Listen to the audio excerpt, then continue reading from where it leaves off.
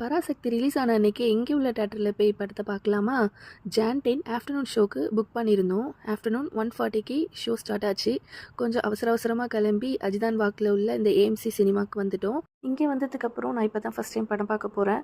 So கொஞ்சம் எக்ஸைட்மெண்ட்டாக தான் இருந்துச்சு. அப்படியே கொஞ்சம் காமாகவே நடந்து போனோம். இருந்தாலும் உள்ளுக்குள்ளே டைம் ஆயிருக்குமோ, படம் போட்டாங்களோங்கிற ஒரு ஃபீல் தான் எனக்கு இருந்துச்சு.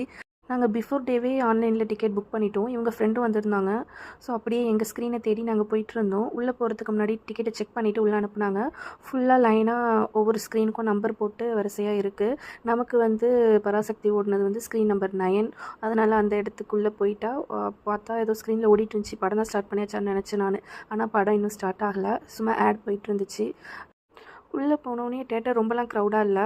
பார்க்க தேட்டர் இப்படி தான் இருந்துச்சு. கொஞ்சம் லேவிஷ் ஃபீலையும் கொடுத்துச்சு. அட் த சேம் டைம் டோட்டலாகவே ஒரு 20 பேர்கிட்ட தான் இருந்தோம். ஏன்னா நாங்கள் போனது ஆஃப்டர்நூன் ஷோங்கிறதுனால என்னன்னு தெரியல. அதுக்கப்புறம் உள்ள ஷோலலாம் எவ்வளோ க்ரௌட் வந்துச்சுன்னு தெரியல. அப்படியே படத்தை ஸ்டார்ட் பண்ணிட்டாங்க.